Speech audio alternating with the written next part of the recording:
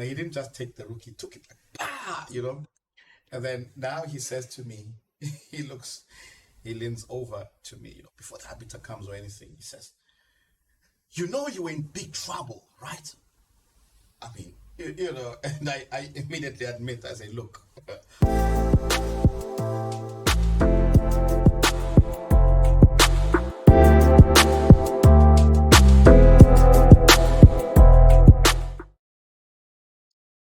Yes, nonsense and analysis.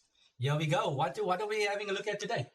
Today we're looking at a game I played against Suba, Grandmaster Suba from Romania. And more than anything, I think what is interesting is what happens after the game. Okay. And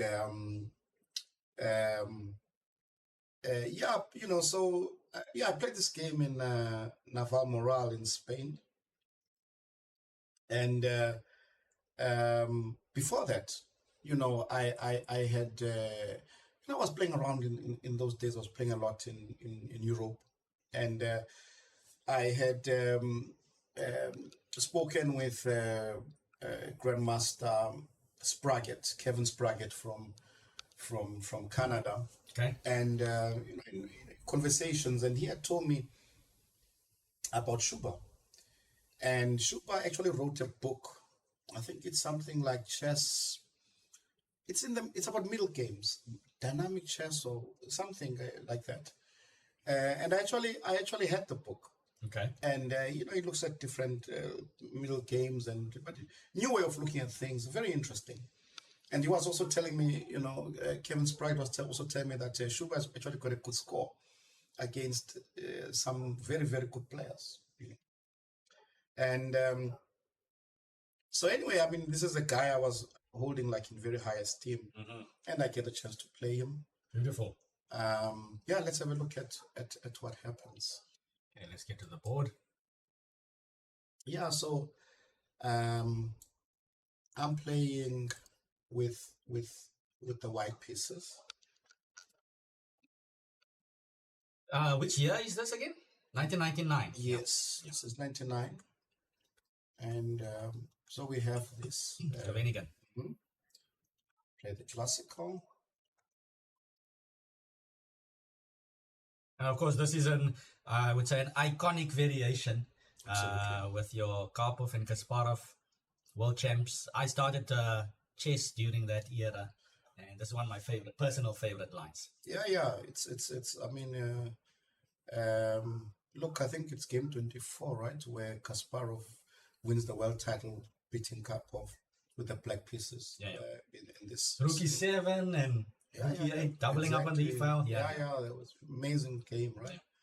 And so I studied this extensively, and and it was like a very a position that I felt like suits me. You get to attack and this and that.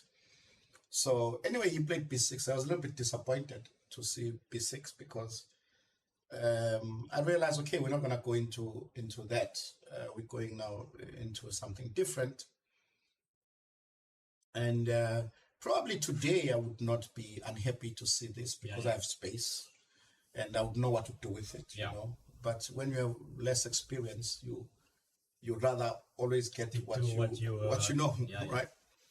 So I remember I was a little bit unhappy here, and I played f4, bishop b7, bishop f3, knight d7, and then here it starts to dawn on me that okay, he's going to play knight c5, and he's always going to hit on e4. Yeah, he's always going to hit e4, and in some variations he may even play d5. He may even play g6, e5. I mean, he's so flexible.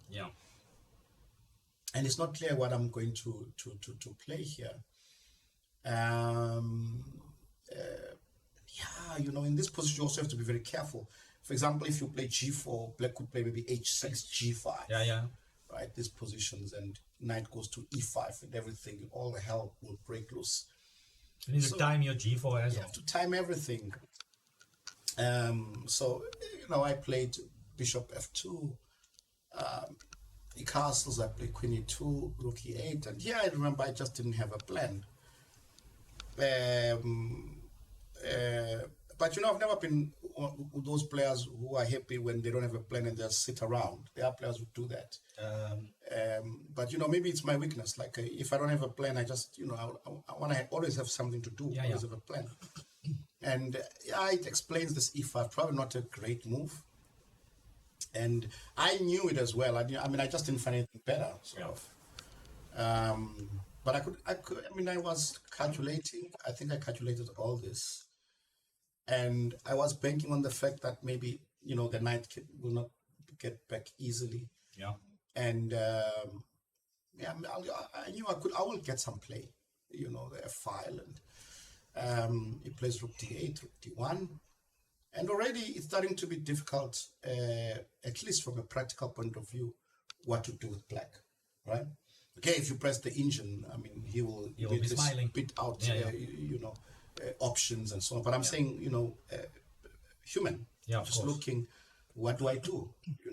As black, you got those 2 pawns, a6, b6. My queen is eyeing a6, right? Queen cannot move easily. Yeah. B6 can also be very weak. Knight on g4 could be a problem. Yeah.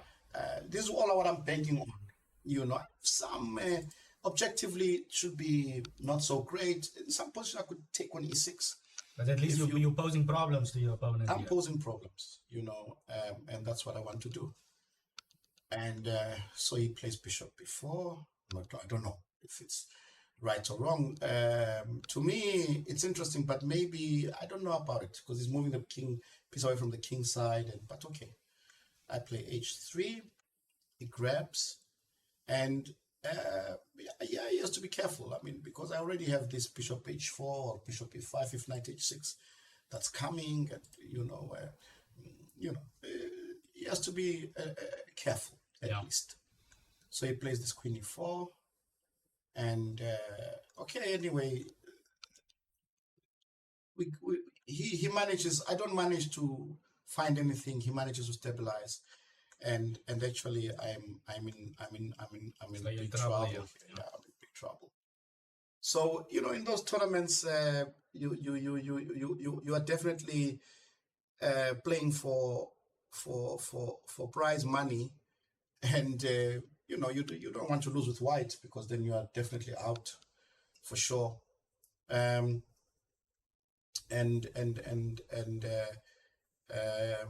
let's go on. So plays king f7, knight b3. So okay, I'm trying some tricks here which don't work, and we'll get to the critical sort of position. Of course, you want to get as many pawns off the board as possible and try to simplify. Yeah, definitely. You want to simplify. You want to look. If I exchange the queenside pawns, then I will draw. Yeah. But he's never going to allow that, of course. But a5, it means a6 is sometimes soft. I can get some play.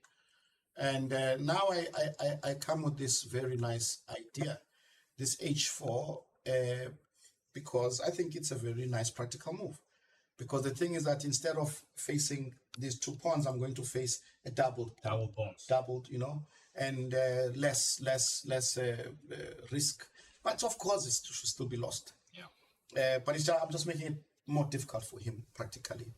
So he takes, and so here, I already have this idea in my head, and every time I had this idea, I always don't want to show the opponent because I didn't want to go down. You want to hide it a little bit, So I think I did nicely. I had it going to h3, and like this. So I'm going down naturally. Yes. It's not like I'm going down on my own. Yes. Because if I go down without provocation, why is it going down without provocation? At least you have to press me down, like now. So like this and like this, right? And right here, he falls into it. He plays h2 check. Okay. I play king g1, king h3. Now I've got him because I'm gonna stay in my position. Oh, the king can't move. Yeah. And then I play a8 queen. And now I remember after I queen this pawn, he looks for a long time, and then it dawns on him. Of course, it dawns. I don't mean he looked for a long time before it dawned on him. He looked for a few seconds, then he understood. But he looked for a long time at this queen. And I could see he was very upset. Who would not be? Who would not be, Yeah. right? He was very, very, very, very upset. And then he took the queen. He has to play rook a7. Now I'm just going to chase that. Chase the rook the whole time. rook Oh the my whole time. goodness. Yeah, I'm yeah. just going to chase that rook the whole time. So he goes rook b8, I go rook b7. And right here, he didn't just take the rook, he took it like, bah, And then now he says to me, he leans over to me, before the arbiter comes or anything, he says, you're in big trouble, right? I mean, and I immediately admit, I say, look, I was dead lost for a long time. It's not like I was, in trouble. I was lost for a long time. So, when I said that, it kind of sort of like, I think it relieved the thing. Because all of a sudden he changed his demeanor, Okay. He was very upset and wanted to sort of confront me. Yeah. Probably at that moment, what he wanted was me to say, no, I was not lost. Yes, you were. Let's look at it, something like that. Yeah. At least to fuel my frustration, Yes. So he gets the opposite, the complete opposite. I'm like, I admit completely. Wow. I was dead. No, and not only now, I was dead for a long time. Yes. Like I completely sort of dismantle him. Now you can't attack me anymore because that's what he wants. He wants this fight. So he changes his demeanor completely. And the next thing he says surprises me. He says, so what are you doing for supper? Okay. Yeah. I'm like, so in those days, I conditions. So actually, what is interesting, the guy who won the tournament was Alexa Strikovic. I think you know him. Yeah. Alexa. Of Yes. course you know him. Nice. Yeah. And so I was playing I was actually in a training in Oropesa Del Mar, where they played the Junior World Championship. Yeah. And I was, there were two coaches there, myself and Nejo Stefanovic. And we had a whole bunch of talented kids. Daniel Quadri was there, his brother John Marinay was there. Hendrik Stander was there. A couple of very strong kids.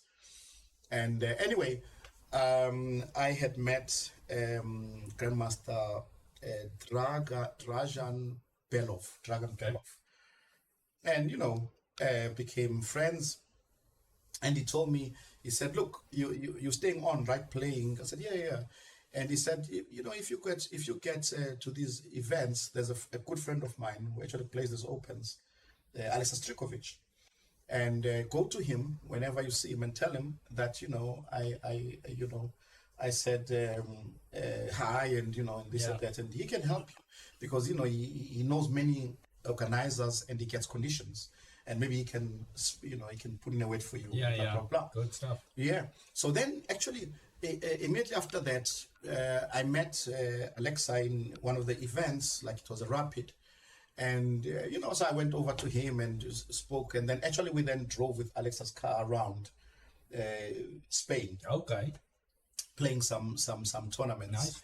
And actually here in Navalmerol, I actually came with Alexa as well. And nice. he won. And he won the tournament. Yeah. You guys go way back. I only saw you at Capablanca and these tournaments. Yes, actually he was a trainer, no? He became a trainer for the SA Olympiad team, Alexa. Yes. Which Olympiad was it? But in Georgia. Yeah. Tbilisi, not where was it? Oh yes, I was there. Yes, of course. Yeah, I remember you used to say Georgia. What was that? It was Batumi. Batumi, Batumi, right. So so actually, and so anyway, I had gotten some through Alexa some conditions, Nice. So I said to Shuba, no, look, I'm going back to the hotel to eat there, and then and so we walked together back to the hotel like friends, best friends. Nice. He was talking, and we went and we had supper together. It was so a very nice ending to the story. And I guess the moral of the story is, well, sometimes you just have to admit, you know. You must. Hey. Good stuff. Good story, Watu. Good. Okay, interesting. Let's say interesting catch there on the board. So yeah, good stuff. I think that's it for today. If you guys like this video and want to see more, don't forget to hit the subscribe button, and we'll see you next time. Cheers.